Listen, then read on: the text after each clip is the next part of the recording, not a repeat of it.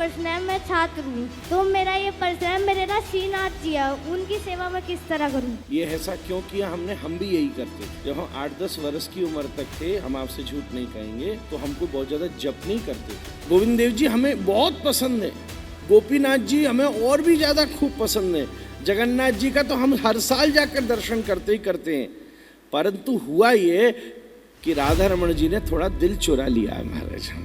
तो केवल प्रसाद के माध्यम से शिव और राम छोटे बड़े थोड़ी ना हो गए। तो अगर हमें राधा रमन जी से प्रेम करना है तो फिर हम कैसे उनका नाम लें? प्रेमी जन का नाम नहीं लिया जाता, ये बात कोई शास्त्र की नहीं है, ये तुम्हारा भाव है। वैष्णव अपराध तो उसके प्रति होगा जो पहले खुद वैष्णव हो। कई लोगों ने ये भ्रम फैला दिया कि राम जी बड़े इसलिए हरे राम पहले बोलो, कृष्ण बाद में आए, या कृष्ण बड़े। ये मूर्खतापूर्ण बातें पता नहीं समाज में फैलाता कौन है।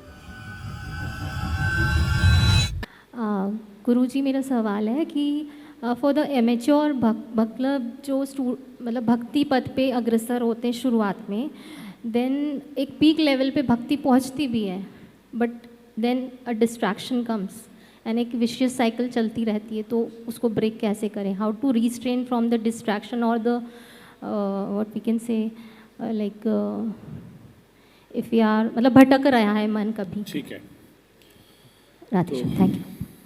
आप तो हमारी बहुत अच्छी शिष्या हो, इंदौर से हो, कहीं नहीं भटकती, यहीं भटक रही हो। तो फिर भी सब लोगों के हिसाब से कहूँ तो हमारे अंदर इंस्पिरेशन और डिस्ट्रैक्शन, ये दोनों चीज़ें संग से प्रभावित होती। डिस्ट्रैक्शन भी क्या है? संग ही डिस्ट्रैक्शन करता है। हम जिसके साथ हैं उस संग से ही डिस्ट्रैक्शन होता है। और भगवान के भजन परक संग मिलेगा। तो भागवत जी में जड़ भरत की कथा आती है। वो अपने पूर्व जन्म में राजा भरत थे और ऐसी भक्ति में डूबे, ऐसी भक्ति में डूबे कि पूरे राज्य को छोड़ करके जंगल में सब छोड़कर चले गए। पर वहां एक हिरण आ गया, आपने कथा में सुना होगा। वो भी हिरण को बचाने गए। गंडकी नदी के तट पर स्नान कर रहे थे तो दूसरे वाले किनारे पर एक हिरणी आई।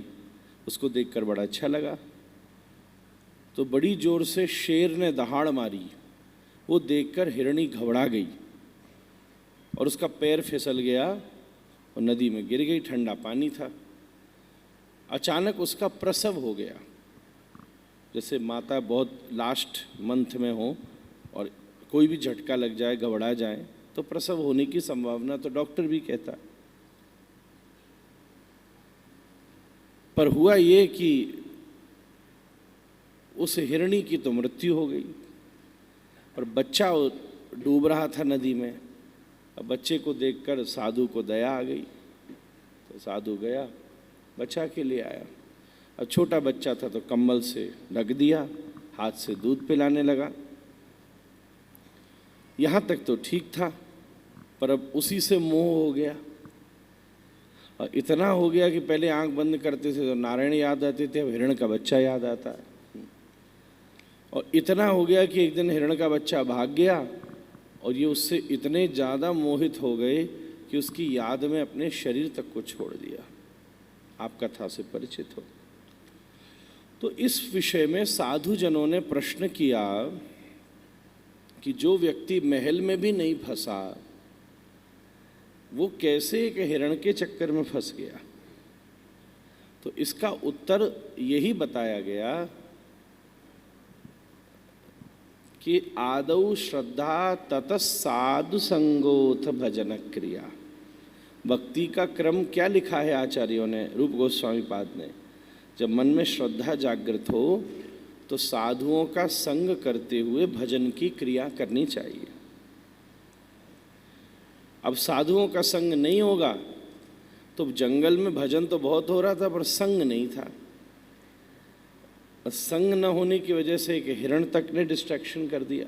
कितनी बड़ी बात है। तो हम लोगों को अगर फोकस हमारा भक्ति से लूज हो तो हमको संग को बढ़ाना चाहिए। आप माला कर रहे हो, माला बढ़ाने में तो बात बन नहीं रही है क्योंकि कंसंट्रेशन हिला हुआ है। तो आप वृंदावन की यात्रा कर लो। अब मैं तो एक उपाय बताता हूँ, जैसे तुम्हें लगे कि भजन में कम मन लग रहा है, तुरंत बैठ के 2-4 कथा सुन लो। आ जाओ, बैठो, सुनो, सामने बैठो। तो धीरे धीरे धीरे धीरे यहीं तो मन लगना शुरू हुआ था। कहाँ लगा था? यहीं तो लगना शुरू हुआ था। इस संसार में कोई भी वैष्णव हो, उसको परमात्मा का प्रथम अनुभव सत्संग में ही हुआ है। किसी का चरित्र सुन लो या खुद अपना भी देख लो। कोई महात्मा की उसने कोई बात सुन ली, कोई प्रवचन सुन लिया, कोई एक शब्द सुन लिया, कोई कीर्तन सुन लिया, और आज यहाँ तिलक छाप लगा के बैठा हुआ है, यहाँ तक पहुँच गया। तो यही हमको लगता है, चाहे कोई एमेच्योर हो चाहे फुली मैच्योर हो, दोनों स्टेजेस पर अरे सर्वोत्तम शिखरस्थ होने के बाद भी षड गोस्वामी तक खुद नित्य बैठकर वृंदावन में आपस में हरि चर्चा करते हैं, वो भी हमें आवश्यक है। तो association is one of the most prominent key, I would say fuel of your bhakti. तो पेट्रोल डीजल तो रखना ही पड़ता है जब गाड़ी चलती। राधे राधे। जोर से बोलिए जय जय श्री। ताली भी बजा दीजिए एक बार। हमने ताली इसलिए नहीं बजवाई कि हमने उत्तर अच्छा दिया, हमने ताली इसलिए बजवाई कि आपकी नींद थोड़ी और खुल जाएगी। क्या पूछना चाहते हैं? राधे राधे गुरुजी। ओहो, इसका माइक इतना अच्छा क्यों है भाई? हमारा इतना खराब क्यों रे? ए विवेक, मेरा ना ये प्रश्न है, मैं छात्र हूँ, मेरे ना क्या तू क्या है? छात्र विद्यार्थी हूँ ना। तो मेरा ये प्रश्न है, मेरे ना श्रीनाथ जी है, उनकी सेवा मैं किस तरह करूँ? तो अभी तो श्रीनाथ जी तेरी सेवा ही करेंगे।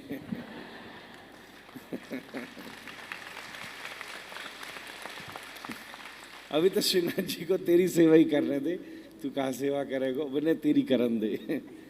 तो मैं तो यही कहूँगा, अभी तो सबसे बड़ी सेवा उनकी यही है, रोज रोज जिसमें तेरी रुचि हो, ठाकुर जी के सामने थोड़ी देर पाठ, हमारी जो निमाई पाठशाला चलती है उसके श्लोक याद करके ठाकुर जी को श्लोक सुनाया कर। क्योंकि ये जो बचपने की आयु होती है, इसमें स्मरण शक्ति बड़ी तेज होती है। ये ऐसा क्यों किया हमने? हम भी यही करते थे। जब हम 8-10 वर्ष की उम्र तक थे, हम आपसे झूठ नहीं कहेंगे, तो हमको बहुत ज़्यादा जप नहीं करते थे, कोई बहुत ज़्यादा यज्ञ नहीं करते थे। 8-10 वर्ष की उम्र में कोई जप नहीं कि माला लेकर मैं फिर रहा हूँ। बचपन की मेरी फ़ोटो मिल भी जाए तो उसमें माला भी नहीं मिलेगी। वो तो मैं बाद में करना शुरू किया। उस समय बाबा सबकी आज्ञा यही होती थी कि खूब श्लोक याद करो, ठाकुर जी को सुनाओ। तो मैं राधा रमण जी जाता था तो गोपी गीत सुनाता देता था, कभी कहीं गोविंद देव जी जाता था तो कुछ सुना देता था। तो स्मरण शक्ति बहुत अच्छी होती है बाल्य। और उस समय के जो श्लोक याद किए हैं वो इस समय तक भी बिना दोहराए, मतलब ग्रंथ में 5-5 साल ना देखे हों फिर भी याद रहते हैं। और जो बड़े लोग बैठे, अब हम कभी याद करें तो बचपन से ज़्यादा मेहनत लगती है। तो हमको ऐसा लगता है कि जो छोटे बालक हैं वो विष्णु सहस्त्रनाम, गीता, 5 अध्याय, ऐसे श्लोक याद कर करके आप भगवान को सुनाओ और ठाकुर जी उससे बड़े प्रसन्न हो। और खेलो, और ठाकुर जी के साथ क्या सेवा करें, ठाकुर जी तो देख के खेलने को मन कर जाएगा उन्हें। ऐसे आनंद से करो और स्कूल में अच्छे नंबर लेकर आओ। ये सब ठाकुर जी की सेवा है। ओके,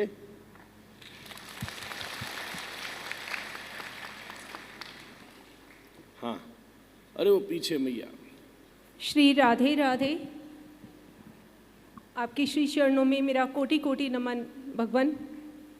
मेरे 3 सवाल हैं, लेकिन मुझे विश्वास है कि आपका शायद एक जवाब मेरे सारे सवालों का ही जवाब होगा, तो मैं अनुमति चाहूँगी कि मैं तीनों बोल सकूँ। शुक्रिया, धन्यवाद।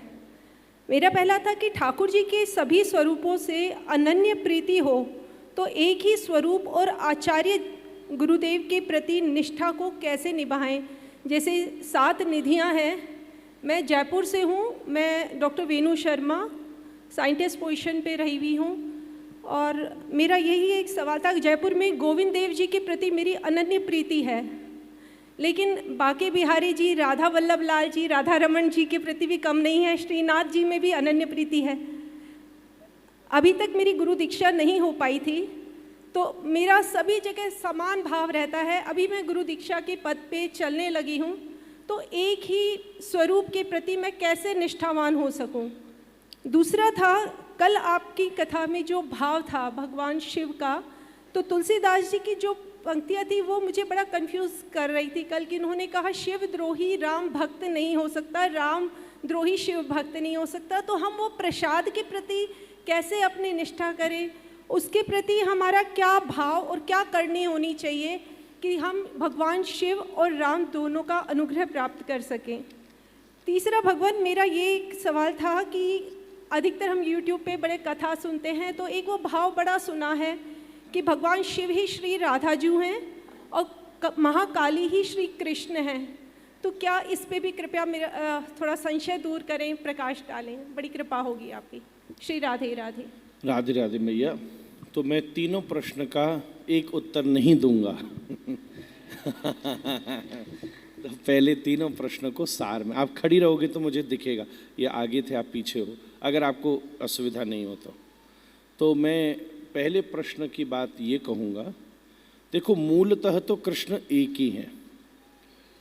ये अलग अलग जो स्वरूप है ना, वो भगवान अलग अलग है ऐसा नहीं है। जो आचार्य हैं उनके भाव के अनुसार भगवान वैसे प्रकट हुए, क्योंकि ठाकुर जी भक्त के लिए उसके भाव के अनुसार प्रकट हो जाते हैं। जैसे मैया यशोदा से कृष्ण ने पूछा, मैं आपको कैसे अच्छा लगता हूँ? वो क्या मतलब? बोले जब मैं ऐसे खड़ा होता हूँ। बोले नहीं। बोले जब ऐसे खड़ा होता हूँ। बोले नहीं। बोले जब ऐसे खड़ा होता हूँ। बोले हाँ। बोले क्यों? बोले क्योंकि जब बचपन से तू जब से पैदा हुआ तब से इतना खेल करता है, भागता दौड़ता है। 7 दिन तक मैंने तो को आराम से तभी देखा जब तू 7 दिन गिरिराज जी लेकर खड़ा रहा। मैंने देखा इसके मुंह ऐसा है, नाक ऐसी है, उपनंद जैसे होठ हैं, नंद जैसी आँख है, इसके मुंह मेरे जैसा हृदय है, इसकी नंद बाबा जैसी मुस्कुराहट है। तो यशोदा मैया के भाव के लिए ठाकुर जी उसी समय एक रूप में प्रकट हो गए, वही श्रीनाथ जी का स्वरूप भी है। तो हम आपसे ये कहेंगे, इसका मतलब ये थोड़ी ना हुआ कि कृष्ण अगर ऐसे खड़े हैं तो मैया यशोदा प्रेम नहीं कर रही है। तो हम भी गोविंद देव जी से बहुत प्रेम करते हैं, हम भी गोपीनाथ जी से बहुत प्रेम करते हैं। पहली बात तो ये आपको समझनी होगी, ठीक है? जैसे बहुत सिंपल एग्जाम्पल दूं, आपने YouTube पे कथाएं सुनी है, अभी आप रेफरेंस कर रहे थे। ये तीनों चारों कैमरा हमको दिखा रहे हैं YouTube पर। डिफरेंस क्या है? एंगल का डिफरेंस है। ऐसे ही कृष्ण तो चारों तरफ एक ही है, डिफरेंस किसका है? एंगल का डिफरेंस है, भाव का डिफरेंस है। वो भाव का अंतर कब प्रतीत होता है? जब दीक्षा नहीं हुई होती है। एक बात यही समझिएगा, यही तो दीक्षा और नॉन दीक्षा में अंतर है। आपका श्री गोविंद देव जी के प्रति अनन्य भाव है, तो जब हम मानो हम गोविंद देव जी में या राधा रमण जी की प्रणाली में, बिहारी जी की प्रणाली में जब दीक्षा लेंगे, तो इस बात को हमें जब प्रस्तुत करना होगा तो वो हमारा भाव और पुष्ट ही होगा। आपकी अनन्य प्रीति का कारण क्या है ये आपको समझना होगा। आपको गोविंद देव जी या राधा रमण जी क्यों अच्छे लग रहे हैं? अच्छे दिखते हैं इसलिए अच्छे लग रहे हैं, उनके सुंदर अच्छे आते हैं इसलिए, उनके चित्र सुंदर सुंदर निकलते इसलिए अच्छे लग रहे हैं। आपको उनकी कथा अच्छी लगी इसलिए अच्छे लग रहे हैं, कि इन दिनों वो प्रसिद्ध हो गए इसलिए अच्छे लग रहे हैं, कि आपने उनकी महिमा जो सुनी है वो इसलिए अच्छे लग रहे हैं, कि हमें तो ऐसा लगता है कि आप सामने जाके खड़े हुए थे और किसी दिन उन्होंने आपका हृदय चुरा लिया महाराज, इसलिए अच्छे लग रहे हैं। जब ये आपको कारण पता चल जाएगा तो अंतर नहीं होगा। हमें गोविंद देव जी बहुत अच्छे लगते। मैं आपको एक निवेदन करूं, पिछले साल जन्माष्टमी के समय हम जयपुर में कथा कह रहे थे और हमारे पास अवसर था, इतनी देरी नहीं हुई थी कि हम दौड़ करके राधा रमण जी जाकर, राधा रमण जी जाते तो अंदर तक जाके ठाकुर जी के ऊपर पंचामृत का अभिषेक करके आ सकते थे, पर हम जयपुर में ही थे। हमने कहा हम नहीं जाएंगे। हम श्री गोविंद देव जी के चरणों में बैठकर उनके अभिषेक का दर्शन किया हमने, पिछले साल की बात है। और आनंद की बात ये हुई कि जब हम वहाँ पहुँचे तो इतने संत और आ गए, हमारे मलुक पीठ वाले महाराज आ गए, इंद्रेश भैया आ गए, सारे लोग आ गए, सब वहीं आनंद करने लगे एक साथ। ठाकुर जी, हम बोले ठाकुर जी तुमने तो बहुत बोनस दे दिया। और पर अंतर क्या है, गोविंद देव जी हमें बहुत पसंद है, गोपीनाथ जी हमें और भी ज़्यादा खूब पसंद है, जगन्नाथ जी का तो हम हर साल जाकर दर्शन करते ही करते हैं। परंतु हुआ ये कि राधा रमण जी ने थोड़ा दिल चुरा लिया है महाराज। तो जब ठाकुर जी ने हृदय चुरा लिया है तो हैं तो ये भी खूब प्राण प्यारे, अंतर कोई भी नहीं है, पर हृदय की स्पंदनों को किसी का राधा वल्लभ लाल ने चुरा लिया है, किसी का बांके बिहारी लाल ने चुरा लिया है। तो ठाकुर जी को आपका हृदय चुराने तो दो। आप कौन होते हो जो उन्हें पसंद करने वाली चुनाव करो। तो जब हम गुरु दीक्षा ग्रहण करते हैं तब हमारे जीवन में यही भ्रम नष्ट होता है, तब हमारा मार्ग प्रशस्त हो जाता है। और आप अपने गुरुदेव से आज्ञा लेकर जहाँ भी आपकी निष्ठा हो वहाँ उसकी ही सेवा करो। अच्छे क्यों लग रहे हैं या ये 3-4 ही अच्छे क्यों लग रहे हैं और जो 300-400 हैं वो अच्छे क्यों नहीं लग रहे हैं, ये भी जानना होगा। आपने कहा मुझे राधा वल्लभ जी, बिहारी जी, राधा रमण जी, गोविंद देव जी, ये चलो गोपीनाथ जी और 2-4 और अच्छे लगे होंगे, पर फिर जो आपके देहरादून में कोई ठाकुर जी हैं वो अच्छे क्यों नहीं लग रहे? ये तो बड़ा भारी प्रश्न है। आपके यहाँ मोहल्ला में भी तो कोई मंदिर होगा और उसमें ये हमारे पीछे ठाकुर जी बैठे, ये आपको अच्छे लगे? और अगर ये आपको उतने ही अच्छे नहीं लग रहे हैं तो फिर तो बहुत मामला खराब है। ये भी उतने ही अच्छे लगने चाहिए। तो ठाकुर जी का मूल स्वरूप तो एक जैसा ही है, पर सेवा की अनुभूति के लिए हम किसी एक ध्यान के लिए, एक चिंतन के लिए, एक पहचान के लिए, ऐसा थोड़ी ना है कि गोस्वामी तुलसीदास जी को कृष्ण पसंद नहीं है, उन्होंने कृष्ण गीतावली तक की रचना करी है। परंतु जब वृंदावन में बंसी लेकर कृष्ण खड़े हुए तो गोस्वामी जी बोले, तुलसी मस्तक तब नभे जब धनुष बाण लो हाथ, क्योंकि मैंने तो उन्हीं को जाना है। दूसरी बात आपने निवेदित करी कि गोस्वामी जी ने शिव और राम को एक माना है। हमने भी कल यही कहा था, हर देव की उपासना की मर्यादा है। इसलिए मैंने ये नहीं कहा कि किसी वैष्णव पुराण में ये लिखा है कि शिव का प्रसाद नहीं खाओ। मैंने आपसे ये कहा शिव पुराण में ही ये लिखा है, मतलब महादेव ने ही इस बात की आज्ञा की है। अगर आप कथा ध्यान से सुने कि मेरा प्रसाद तो उसी के लिए है जो मेरे मंत्र से दीक्षित है। तो केवल प्रसाद के माध्यम से शिव और राम छोटे बड़े थोड़ी ना हो गए। मूलतः तो हम भी आपसे साफ कह रहे हैं। और कल की कथा अगर आपने ध्यान से सुनी हो तो हमने स्पष्ट रूप से ये बात कही है कि भोलेनाथ की कृपा हो जाए तो वो ऐसी भक्ति दे सकते हैं कृष्ण की जिसकी आप करोड़ों साल भजन करके भी प्राप्ति नहीं कर सकते। तीसरी बात, शिव पुराण में या विशेष रूप से देवी भागवत में ये जो प्रसंग आपने कहा है उसका वर्णन संकेत में प्राप्त होता है, परंतु वो देवी भागवत की व्याख्या है, वो भी प्रामाणिक शास्त्र है, पर हम लोगों के लिए श्रीमद् भागवत शास्त्र है।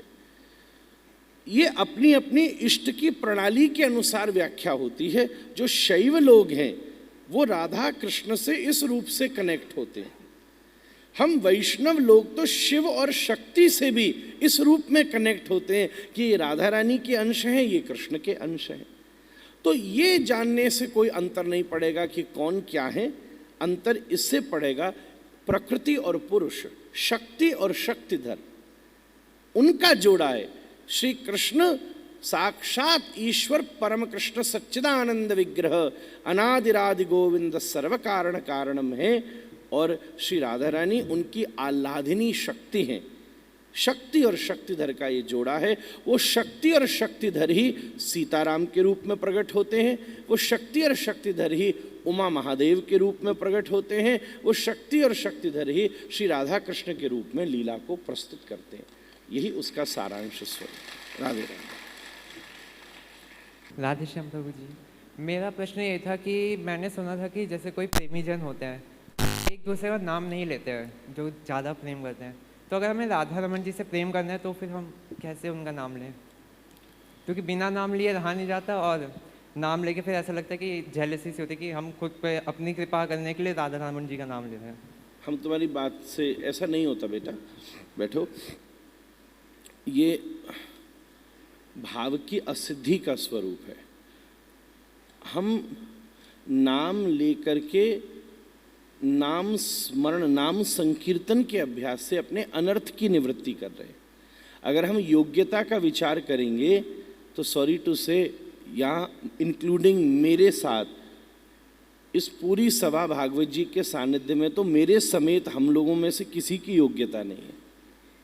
अगर हम योग्यता का विचार करेंगे तो मेरी खुद की योग्यता नहीं है। यहाँ ये बात नहीं है, प्रेमी जन का नाम नहीं लिया जाता, ये बात कोई शास्त्र की नहीं है, ये तुम्हारा भाव है।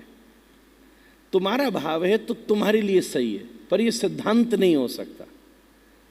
अब कोई आदमी दौड़ करके आ रहा हो तो उसको इस हॉल का टेम्परेचर बहुत अच्छा लगेगा, पर कोई आदमी अभी मसूरी के भी ऊपर से बर्फ वाले पहाड़ों से उतर के आ रहा हो तो वो यहाँ बैठा भी पसीने खाएगा।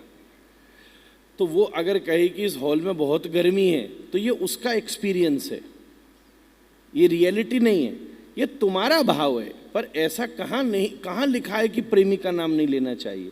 ऐसा तो कहीं नहीं लिखा। प्रेमी अगर किसी से प्रेम है और उसका आप नाम लेते हो तो उससे तो और प्रसन्नता होती है। नाम लेना नहीं लेना प्रेम का विषय नहीं है, सम्मान का विषय है।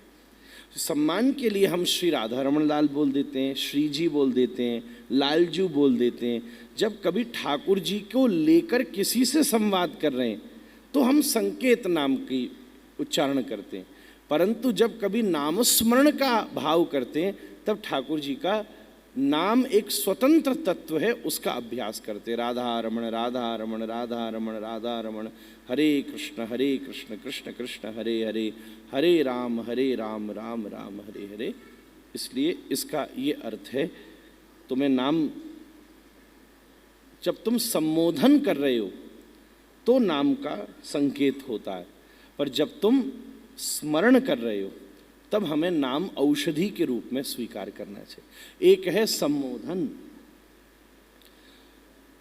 स्मरण कर रहे हो तो तुम हमारा नाम भी स्मरण कर सकते हो, पर संबोधन कर रहे हो और कोई हमसे हमारे मुंह पर ही आकर बोले हे पुंडरीक, तो तुमको अच्छा नहीं लगेगा, भैया कितना अमर्यादित व्यक्ति है।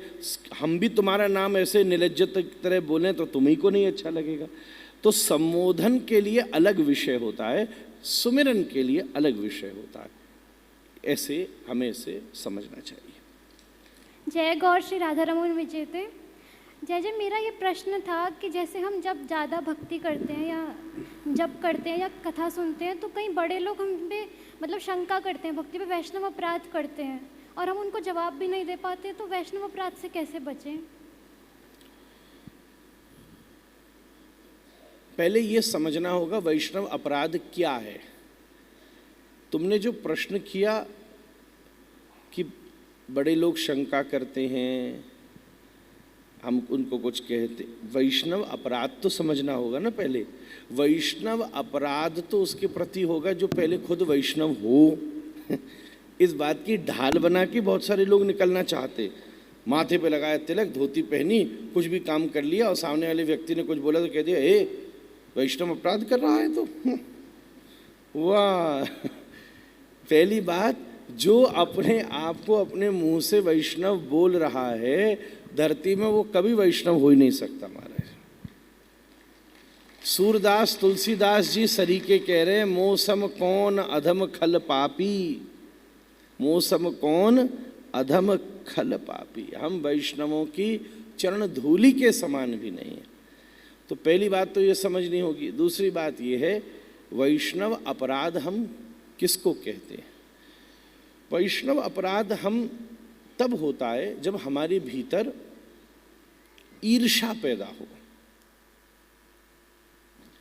किसी की कोई भूल कर रहा है और फिर उसको भूल के विषय में बताना वैष्णव अपराध नहीं है। कोई भूल नहीं कर रहा है पर हमारे भीतर बड़ी तीव्र ईर्ष्या है और फिर हम अगर उसकी निंदा कर रहे हैं तब हमारे द्वारा वैष्णव अपराध हो रहा है। तो भगवान पूरे संसार में सेवा अपराध, नामापराध, धामापराध, वैष्णवापराध, बहुत सारे अपराध लिखे हैं, जिसमें सबसे भीषण वैष्णव अपराध ही लिखा है। और वैष्णव अपराध से निवृत्त होने का लिटरली कोई समाधान नहीं है।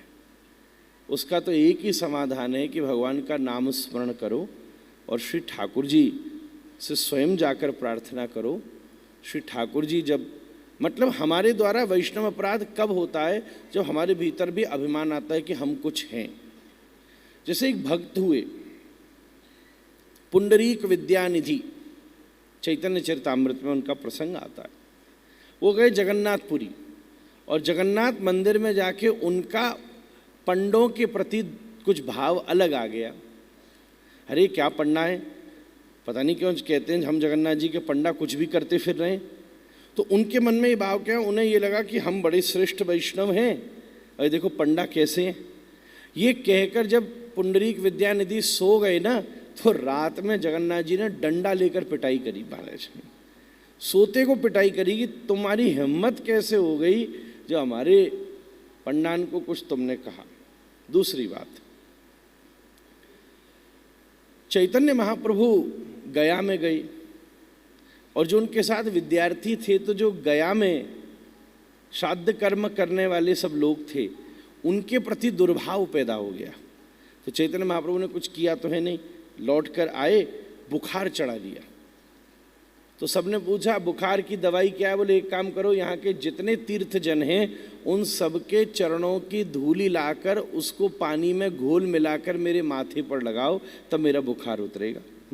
तो सब समझ गए कि महाप्रभु अपना नहीं हम लोगों का बुखार उतार रहे हैं। तो हमारे भीतर जब ईर्ष्या और अभिमान आता है तब हमारे भीतर वैष्णव अपराध की भूमिका बनती है। पर वो अपराध भी तभी होगा जिसके प्रति हुआ वो वैष्णव भी हो। वैष्णव हो ही नहीं तो काय बात का अपराध हो जाएगा, पर वैष्णव भी तो हो। तो हमें सबसे बड़ी बचाव का साधन है कि हमें सावधान रहना चाहिए। यही सबसे बड़ा प्रयास है।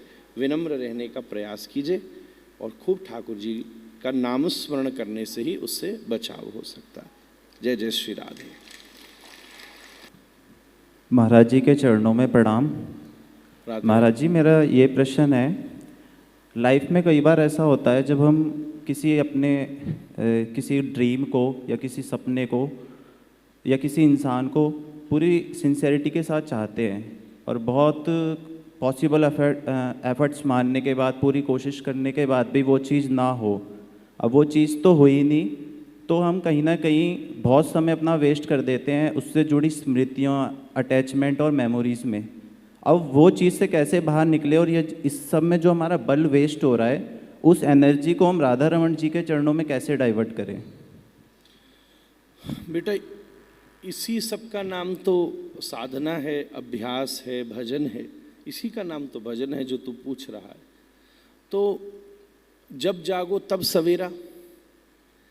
ऐसा नहीं है कि युवावस्था में ही ऐसा होता है। भरत को तो मैंने अभी आपको प्रसंग बताया, भरत तो सब छोड़ के चले गए। लोगों की बात छोड़ो कि मानो किसी लड़की को लड़के से, लड़के को लड़की से, घर से, गाड़ी से, इन साधनों से छोड़ो, उनको तो हिरण से मोह हो गया। उन्हें पूरा समय लगा दिया भरत जी ने उस पर। अभी तो मैंने आपको ये बात बताई थी। तो मन में तो ये होता ही है, मोह तो होता ही है। तो मोह की औषधि शास्त्र में लिखी है, वो है सत्संग। ब्रह्मा जी ने भगवान से एक प्रश्न किया, आपने आज्ञा दी है तो मैं पूरी सृष्टि करूंगा, पर मेरे को एक ऐसी दवाई बताओ कि ये सृष्टि जो मैं करूं उससे मुझे मोह ना हो, उससे मोह ना हो। अर्जुन को भी मोह ही हुआ था युद्ध के मैदान पर कि भैया मैं इनको कैसे मारूंगा। तो श्री कृष्ण ने उसको काउंसलिंग की, इस पूरे संसार के रहस्य को खोल दिया। अगर तुम ये जानते हो कि तुम जिस हॉल में बैठे हो ये तुम्हारा नहीं है और तुम्हारा यहाँ केवल कल जब तक कथा है जब तक स्वागत होगा, तो जब तुम इसकी ओनरशिप मानोगे नहीं तो इससे मोह थोड़ी ना करोगे। अब ये तो मूर्खता हो गई कि तुम्हें तो ये लगा कि ये सदा ही मेरा होगा, वो तो है ही नहीं। तो जब ये विद्या समझ में आ जाती है तब व्यक्ति का इमोशन कंट्रोल होता है। तो ब्रह्मा जी ने पूछा तो भगवान ने उन्हें चतुर्श्लोकी भागवत प्रदान की, जिसमें 4 श्लोक हैं। पहले श्लोक में भगवान के रूप का वर्णन है, दूसरे श्लोक में संसार के रूप का वर्णन है, तीसरे श्लोक में जीव के रूप का वर्णन है। मतलब मैं कौन हूँ, ये संसार क्या है और वो ईश्वर कौन है। जब ये तीनों मैकेनिज्म समझ में आ जाते हैं तब धीरे धीरे उसके अभ्यास से ब्रह्मा जी का मोह नियंत्रित होता है। तो जब हम किसी चीज़ की रियलिटी समझते हैं तब हम उससे हमारा मोह भग्न होता है। कोई छोटा बच्चा किसी रेंटेड हाउस में पैदा हुआ हो, उसको नहीं पता, उसको तो यही लगता है कि ये मेरा ही घर है। धीरे धीरे धीरे बड़ा होता है, जब घर बदलता है, जब विवेक आता है तब पता चलता है ओहो ये तो हम किराए पर थे, हम दूसरे घर में चले गए। फिर हो सकता है कि बहुत सारा उसको आकर्षण हो, पर मन ही मन। मैं एक बहुत बड़े सरकारी व्यक्ति से मिला जो एक बहुत बड़े सरकारी भवन में रहते थे, सारी सुविधा उनके पास। तो हमने उनको जाके पूछा, हमने कहा आपको कैसा लग रहा है यहाँ? बोले महाराज जी बहुत अच्छा लग रहा है, पर हमको ये पता है ठीक आज से 3 वर्ष के बाद हमें बोरिया बिस्तर समेट के यहाँ से चले जाना है। ये हमको पता ही है, क्योंकि हम इससे ज़्यादा कि यहाँ आशा रखेंगे तो खुद ही दुखी होंगे। तो हमारे भीतर जिसकी जितनी क्रेडिबिलिटी है उतनी ही जब हम उससे आशा रखते तो हमारा मोह धीरे धीरे खत्म होता है। और जब हम ये समझ लेते हैं कि संसार का स्वरूप अनित्य ही है, मोह हो जाना स्वाभाविक है, पर जब ये है ही अनित्य तब धीरे धीरे हमारी रुचि अध्यात्म के प्रति बढ़ना शुरू हो जाती है। तो जो नहीं है अनित्य को नित्य मान लेना मोह है, नित्य को अनित्य मान लेना अज्ञान है, अनित्य को अनित्य जान लेना और नित्य को नित्य जान लेना ज्ञान है, अनित्य के त्याग का प्रयास करना वैराग्य है और नित्य को अपने जीवन का नित्य बना लेना भक्ति की पराकाष्ठा है।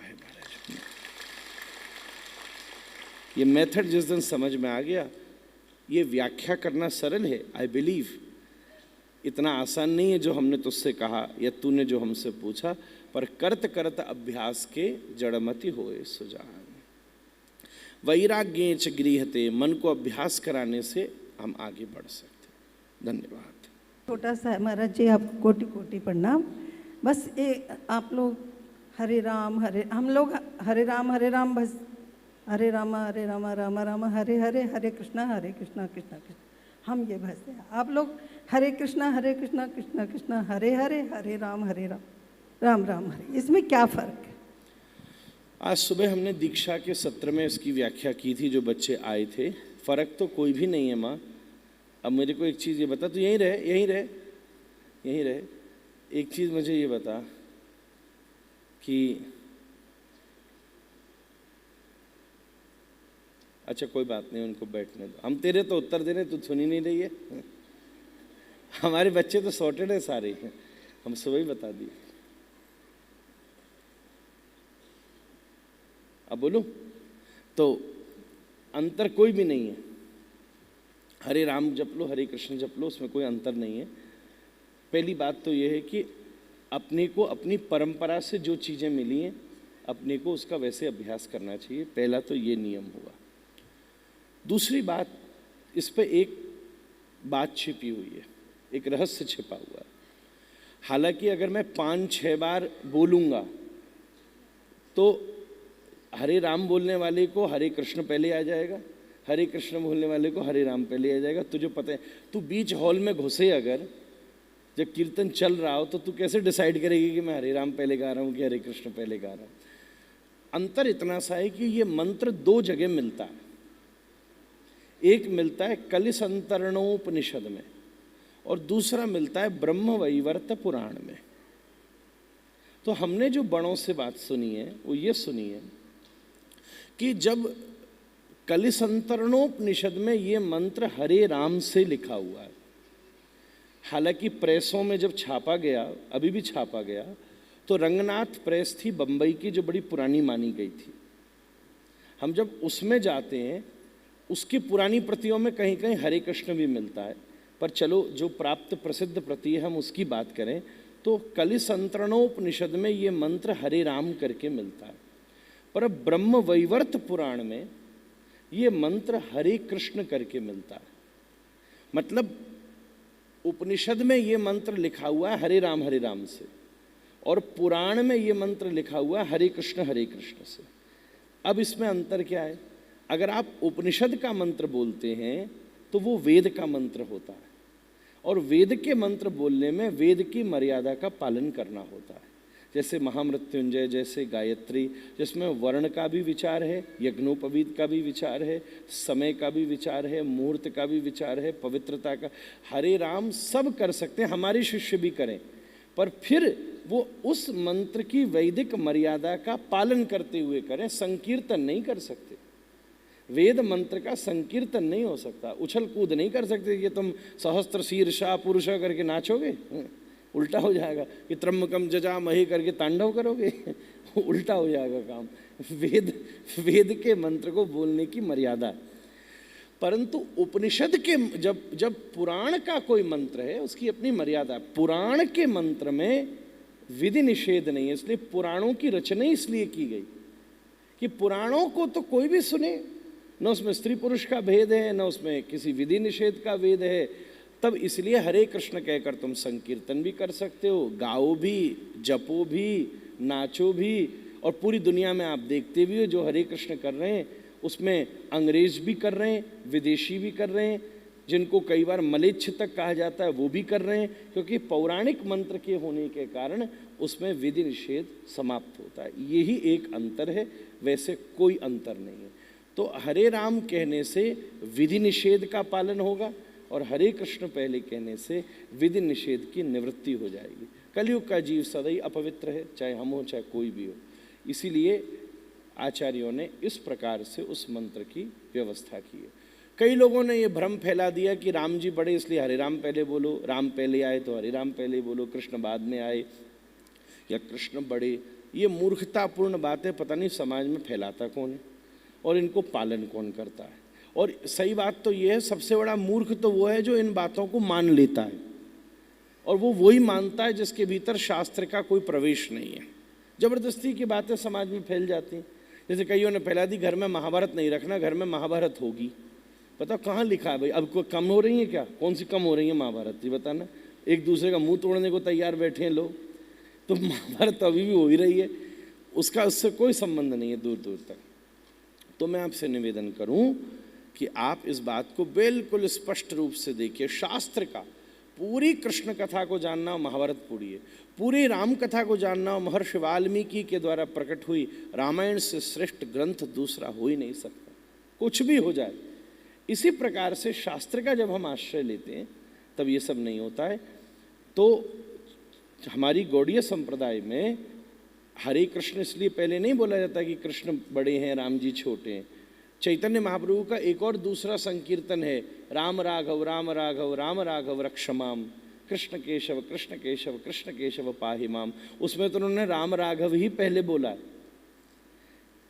एक जैसे ये चैतन्य महाप्रभु ने संसार को 3 कीर्तन दिए, एक हरि हराय नमः कृष्ण यादवाय नमः, एक राम राघव और एक हरे कृष्ण, और वो उछल के हरि बोल बोल कर कीर्तन करते। तो दूसरे कीर्तन में तो राम राघव ही ज़्यादा है। तो ये विधि निषेध है कि हम पौराणिक मंत्र का जब आश्रय लेते हैं तो विधि निषेध से मुक्त हो जाते हैं, इसलिए ऐसा होता है। आपके गुरुजी ने जो आपको आज्ञा दी है वो आपके लिए सर्वोपरि है, आपको उसका पालन करना चाहिए। राधे राधे। समय, ये जो प्रश्न हैं ये बहुत अच्छे हैं, इनमें मैं विस्तार से कभी चर्चा करना चाहूँगा। ट्यून इन टू द कथा, मैं प्रश्न सुना दे रहा हूँ, मुझे बहुत अच्छे लगे, पर मुझे लगा जो प्रत्यक्ष सामने बैठकर पूछना चाह रहे हैं उन्हें पहले अवसर दे देना चाहिए। किसी ने पूछा है astrology is a science, and when we do bhakti, that also has an influence on us. So bhakti changes the effect of our planets on us. And also I worship Banke Bihari ji, but my Gurudev Premanand ji Maharaj, so in which sampradaya shall I take Diksha, and does Shakti reduce? कुछ last का शब्द समझ में नहीं आ रहा। इसने दो बातें पूछी हैं कि ये गुरु जी मानती है केली कुंज वाले महाराज को, पर ये बिहारी जी में निष्ठा रखती है, तो कहाँ जाए? तो मुझे ऐसा लगता है कि ये प्रश्न उन दोनों में से किसी एक से पूछना चाहिए। जो पहले मिल जाए उनसे पूछ लो, क्योंकि दो में से एक साधन होता है। या तो गुरु की कृपा होती है तो वो जिसे पाया है वो उन्हें दे देता है, और या ठाकुर जी की कृपा होती है तो वो जिसे चाहें वो उसे दे देते हैं। पर मैं एक बात ज़रूर कह सकता हूँ, कोई मेरे पास भी आकर के बोले कि मुझे दीक्षा आपसे चाहिए पर मैं बिहारी जी की भक्ति करना चाहती हूँ, तो हम कौन होते हैं उसे मना करने वाले? बिहारी जी तो वही तो राधा रमण बिहारी हैं हमारे। और पूज्य केरी कुंज वाले महाराज जी भी मुझे नहीं लगता कि किसी को मना करेंगे कि तू राधा वल्लभ का तिलक लगा के बिहारी जी की सेवा करे। फिर भी मुझे ऐसा लगता है कि अगर बिहारी जी पहले मिल जाएं तो उनसे पूछ लेना और महाराज जी पहले मिल जाएं तो उनसे पूछ लेना। पहली बात उसने फिर पूछी है, एस्ट्रोलॉजी एक विज्ञान है, क्या भक्ति से उस पर प्रभाव पड़ता है? देखो, ग्रह अपना काम करते हैं, परंतु सड़क खराब हो, बैलगाड़ी में बैठ के जाओगे तो छोटे गड्ढे भी पीठ पर लगेंगे, और बढ़िया गाड़ी में बैठकर जाओगे तो स्पीड ब्रेकरों का भी पता नहीं चलेगा। तो जीवन में कष्ट दुख तो ग्रहों की वजह से आएगा, पर अगर आपके जीवन में भक्ति होगी ना तो उन दुखों का प्रभाव तुम्हारे ऊपर नहीं पड़ेगा। महाराज,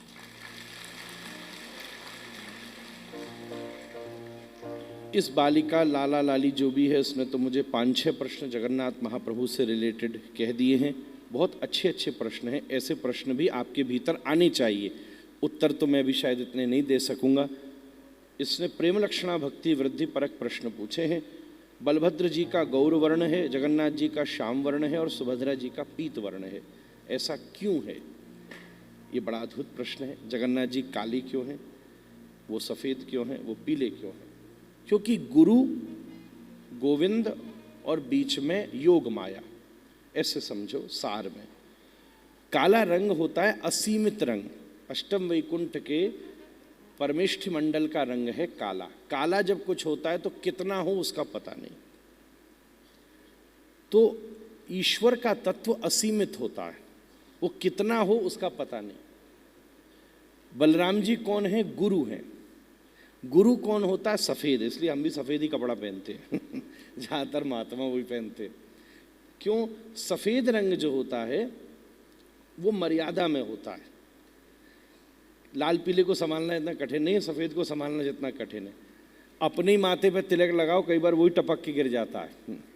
तो कहने का अर्थ ये है, जो शास्त्र विधि मर्यादा के नियंत्रण में रह सके, पवित्र हो। सफ़ेद रंग पवित्रता का है, पवित्रता का है। श्वेत रंग शांति का है। तो ये सब सद्गुरु के लक्षण हैं। बलराम जी के पास हल है, गुरु के पास हल होता है। हल मतलब समाधान, सॉल्यूशन। खेत पर हल चला दे तो बीज निकल आता है। जिनकी हृदय की भूमि बंजर हो गई है, गुरु उसमें हल चला दे तो ज्ञान के बीज बो देता है। ये उसका स्वरूप है। पीत रंग जो है वो प्रकृति, सूर्य की किरण, जैसे ये समझो ना, सूरज बाहर है और पृथ्वी पर सूर्य का दर्शन होता है। जो बीच की रेखा है वो पीत रेखा है, पीले रंग की रेखा है। तो दोनों के बीच में पीत सुभद्रा जी बैठी हैं, मतलब योग माया शक्ति। वो योग माया शक्ति का रंग है जो इस लोक से उस लोक का प्रकाश हमारे बीच में कर सकती है। रासलीला के पहले भी वही वर्णन है। तो मैंने ऐसा अच्छा ऐसे उसने प्रश्न भेजे हैं। बलभद्र जी के नेत्र नुकीले हैं, जगन्नाथ जी महाप्रभु के चकानयन हैं। हमको पुरी के, हमने भी ये भजन गाया है, पर हमको पुरी के पंडा जी ने फ़ोन करके बोला, बहुत सबसे ऊंचे वाले जो पंडा जी हैं, कि महाराज जी चकानयन नहीं है, चारू नयन है। तो हमने उस भजन में थोड़ा सा परिवर्तन भी किया कि जगन्नाथ चारू नयन। चारू का मतलब होता है सुंदर, चका का मतलब होता है चकई, जैसे पहिया, पहिया की तरह नेत्र हों। तो नुकीले हैं, बलभद्र जी के नुकीले क्यों हैं और महाप्रभु जी के गोल क्यों हैं? इसमें शास्त्र तो नहीं कहा जा सकता, भाव कहा जा सकता। भाव कहने का अर्थ ये है कि गुरु जो है, बलराम जी का स्वभाव मर्यादा संपन्न है, वो मर्यादा प्रेमी है, वो नुकीले हैं, मर्यादा है। और ठाकुर जी गोल गोल क्यों हैं कि ठाकुर जी का हृदय पूरा खुला हुआ है कि एक बार कोई घुस गया उसको निकलने नहीं देंगे महाराज। तो ये सब भाव की बातें हैं।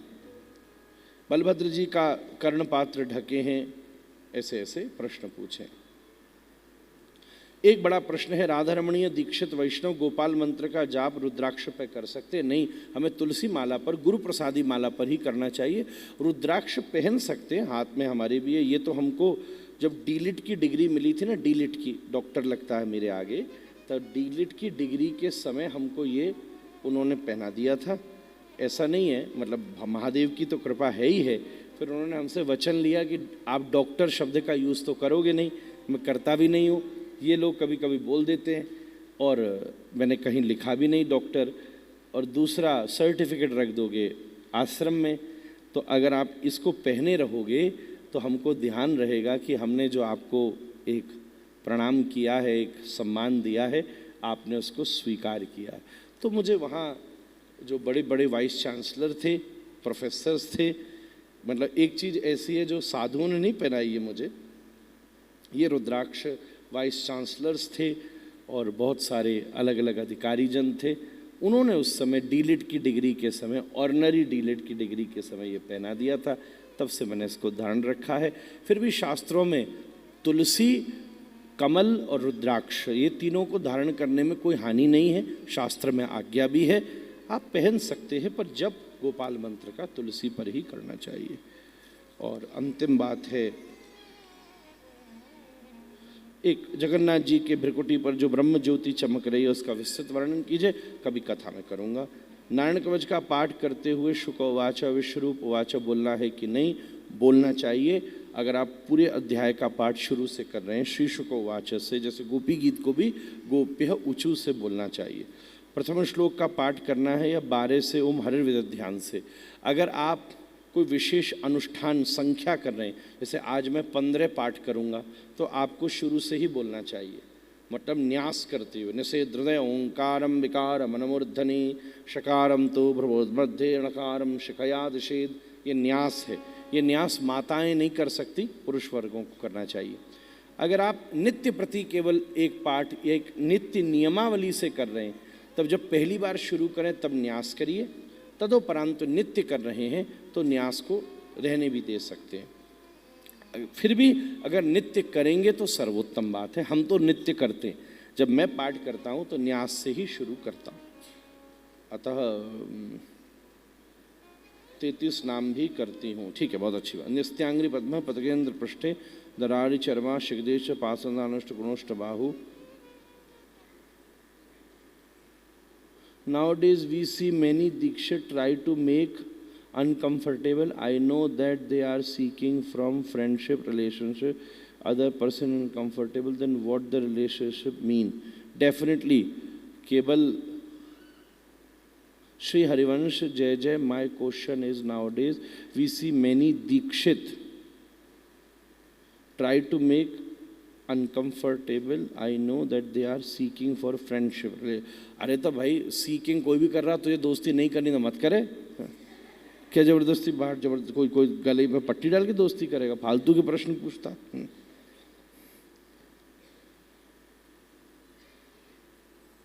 भैया ऐसी राइटिंग में तो कोई दोस्ती ना कर रहा हूं। आदि तो हमको समझ ही नहीं आ रही कि लिखा क्या है। What that relationship mean? कौन सा रिलेशनशिप बना लियो भाई ऐसा?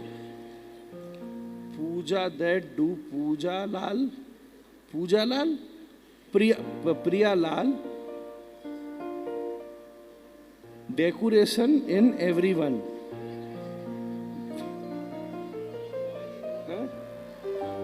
कौन के लाली है? तो लाला लाली जो भी है तो खड़े होकर सीधे पूछ ले कौन ने लिखा है ये प्रश्न।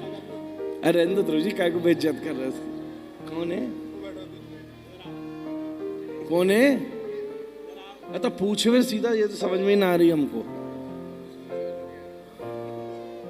Every spiritual guru used to say that do प्रियालाल दर्शन इन एवरीवन। हाँ अब आया समझ में, छोरी की शक्ल देख के समझ में आया हमको। But how to do that? Because intention are impure and मेरा ऑक्सफोर्ड फेल हो गया आज। हरिवंश जय जी, क्वेश्चन ऐसा था कि हम किसी से फ्रेंडशिप नहीं करना चाहते, रिलेशनशिप जो दीक्षित पीपल होते हैं, बट वो किसी सेंस में अनकंफर्टेबल फील कराते हैं, जैसे इम्प्योर उनके इंटेंशंस होते हैं, पर वो दीक्षित भी होते हैं, तो हम उनमें प्रियालाल के दर्शन भी नहीं कर सकते, बस सब कहते प्रियालाल के दर्शन करो, तो वो कैसे करें? मस्त रे लाला, बैठ जा, ज़्यादा टेंशन लेनी, यही बैठ जा, ज़्यादा टेंशन लेने की जरूरत नहीं है। तुझे कोई अनकंफर्टेबल करता है, तू कह दे गेट आउट। कोई ऐसी बात थोड़ी ना है भाई, भगवान के तो हमें दर्शन करने ही है। तो भगवान को भी गोपी कह दी थी भगवान का दर्शन तत्व रूपात्मक है, तत्व रूपात्मक है। चांदी ही है, मुकुट बनेगा तो खोपड़ी पे पहनेगा, चांदी ही है, पायल बनेगी तो पैर पर ही पहनेगा। ये थोड़ा ना सोचेगा कि चांदी है तो मैं पैर पे नहीं पहनूंगा, ना ना ना ना ना। ईश्वर का अस्तित्व तो सभी में विद्यमान है, और तेरी जब इतनी पवित्र दृष्टि होगी तो न तो कोई तेरे प्रति इम्प्योर हो सकेगा, न तू किसी के प्रति इम्प्योर हो सकेगा। इसलिए अभी ठाकुर जी इस कुकिंग, अभी तो बात चल रही है, चलते रहने दे। कोई किसी को अनकंफर्टेबल नहीं कर सकता, चाहे पुरुष हो चाहे स्त्री हो। और हम श्री लगाते हैं या हरिवंशी तिलक या हरिदासी तिलक लगाते हैं, रामानंदी लगाते हैं, हम दीक्षित हैं, हम वैष्णव हैं, ये सब बन के अगर कोई किसी को अनकंफर्टेबल करने का प्रयास करता है तो वो रावण है, और उस रावण का वध जो है वो राम जी खुद ही कर देंगे, तुम चिंता मत करो। रावण ने भी यही किया था। आप इन सब बहानों से, एक तो कोई भी दूर दूर तक इन सब चीज़ों से बहक न जाए प्लीज़। ये थोड़ी ना समझ रहा है कि भाई तिलक लगा रखा है, सब लगा रखा है तो ये बहुत अच्छा ही होगा, किसने कहा? हम भी सुनते हैं कई कई जगह, इतने हमारी एक जगह कथा थी, जैसे बहुत सारे लोग व्यवस्थापक है, एक छोरा आ रहा है, घूम रहा है, बैठ रहा है, फोटो वोटो उसकी खिंच गई, 500 रुपये की टिकट बेच के उसने कथा में बिठाया लोगन को। लिटरली अभी थोड़े दिन पुरानी बात है। फिर इन लोगों ने कहा भाई तू रहने दे, जैसे पकड़ा तो भाग गया वो। तो इसीलिए तू ही था क्या? हाँ, तो खड़ा क्यों हो गया जब मैं बोल रहा? पूछना नहीं अब। तो इसीलिए इन सब चीज़ों में बहकना नहीं चाहिए। आप सब उसके प्रति सावधान रहिए। कोई आपको किसी महात्मा से रिलेटेड पैसा मांग रहा है, तिलक लगा रखा है, उसके आसपास फ़ोटोएँ खिंचा रहा है, और आपको लग रहा है कि वाह ये शायद उनके क्लोज होगा, आप हमें 5000 रुपया दे दो, 20,000 दे दो, हमें। बिल्कुल इस ट्रैप में मत पड़िएगा कभी भी ज़िंदगी में।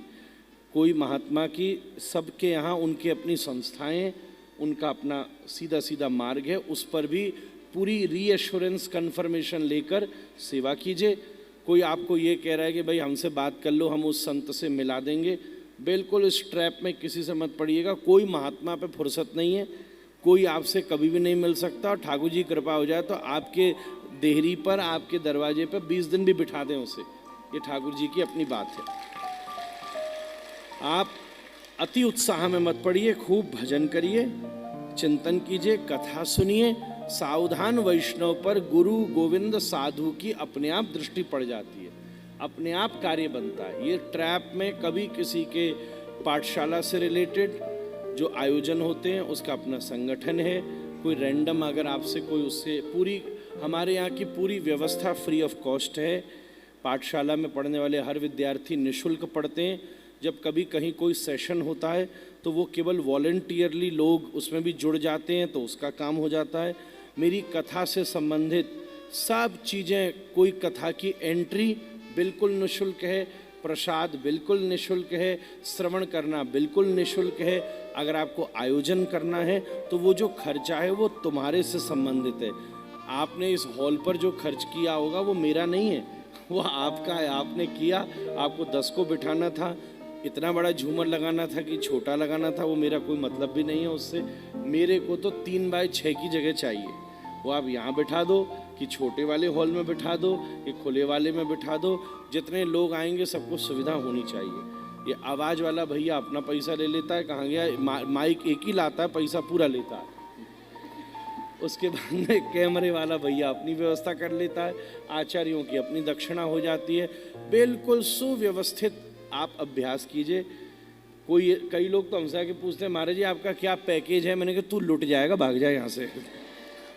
ऐसे को तो मैं मिलता भी नहीं कभी। उस दिन एक ही बच्चा कौन सा हमसे बोला, किसी घर में गया, महाराज जी ठाकुर जी की सेवा हमें करनी है, बताइए कैसे करें? अभी मैं पिछले महीने वृंदावन से ठाकुर जी के स्वरूप परचेज करके लाया हूँ। मैंने उसको गेट आउट करके ऐसा भगाया कि 2 दिन से दिख नहीं रहा वो। मैंने कि तेरी औकात है, तू परचेज करके लाएगा? हमारा तो ऐसा दिल दुख गया कि तिलक इतना बढ़िया, धोती इतनी 1 नंबर, मुंडन करके बैठा है, कंठा ऐसे, कंठी यहाँ तक, बस चलता तो वो घुटने तक कंठियाँ ले आता अपनी। ऐसा मूर्ख किसको प्रमाणित कर रहा है? और कह रहा है मैं परचेज। मैंने कि भाई तेने सब मट्टी कर दिया, तू परचेज करके लाएगा? हद हो गई भाई। अरे बड़े बड़े देवता नाक रगड़ के मर गए, उन्हें ठाकुर जी ना मिल रहे, तू लेकर आए गए। तो ठाकुर जी की कृपा होती तो घर में चल के आते। ऐसे किसी भी धर्म जगत के ट्रैप में आप दूर दूर तक बिल्कुल मत पड़िएगा। बहुत सारे लोगों ने इस पर गलत धंधे खोल रखे हैं, व्यापार खोल रखे हैं। उन सब नए नए टाइप के बताओ, ऐसे ऐसे हैं। हम वृंदावन में मंदिरों में आपके नाम का दिया जलाएंगे, उसकी फ़ोटो खींच के भेज देते हैं। और बताओ, कई कई तो ऐसे हैं हरिद्वार में जाके तुम्हारी फ़ोटो के साथ गोता लगा रहे हैं और दक्षिणा बोले 200 रुपया हो गए। हद हो गई महाराज, ये किसने बोल दिया आपको? ऐसे झंझट में नहीं पड़ना बिल्कुल। इससे आपको कोई 0 पुण्य भी नहीं मिलना, माइनस और हो जाएगा। बिल्कुल कोई झंझट नहीं। मंदिर में राधा रमण जी जाइए, प्रेम से दर्शन करिए। कई लोगों ने ये सिस्टम बना दिया। एक हमसे किसी ने प्रश्न पूछ लिया कि भाई कुलिया मंदिर में कैसे मिलती है? भाई तू तुलसी लेके तृप्ति हो जाओ, तो झंझट में पड़ने की जरूरत क्या है ज़्यादा? फिर भी आप प्रेम से राधा रमण जी की एकमात्र मंदिर ऐसा है जहाँ कोई दान पेटी भी नहीं लगी हुई है। मैं खुद जब मंदिर का दर्शन करने जाता हूँ, मैं खुद भेंट करता हूँ। कोई भी मेरे आसपास जाए, मैं खुद अपने ही मंदिर में भेंट करता हूँ, क्योंकि वो करना मेरा धर्म है। नहीं करना चाहूँ तो मैं खुद नहीं करता। मंदिर में आप देहली के ऊपर जब कोई भेंट करते हैं, वहाँ कोई भी पुजारी पंडा नहीं है, वहाँ सब आचार्य गोस्वामी हैं। वो किसी व्यक्ति विशेष को वो अर्थ की प्राप्ति नहीं होती है, वो मंदिर की व्यवस्था में जाती है। अन्न क्षेत्र बाहर चलते हैं। इसलिए कोई भी झूठे ट्रैप व्यवस्था में आपको पढ़ने की आवश्यकता नहीं है किसी भी धर्म में। जब तुम अति उत्साहित होते हो तब ये होता है महाराज। फिर धर्म बदनाम होता है। कोई ऑनलाइन गीता कोर्स के नाम पर किसी का शोषण कर लेता है, कभी कोई वृंदावन घुमाने के नाम पर कर लेता है। बदनाम होते हम और आप। फिर आपका तिलक देख करके लोग कहते हैं ये शायद वही टाइप के लोग होंगे सारे। ऐसा नहीं करना चाहिए। बिल्कुल खुश रहो, प्रसन्न रहो, आनंद करो। और हम तेरे से फ्रेंडशिप करना चाहते हैं।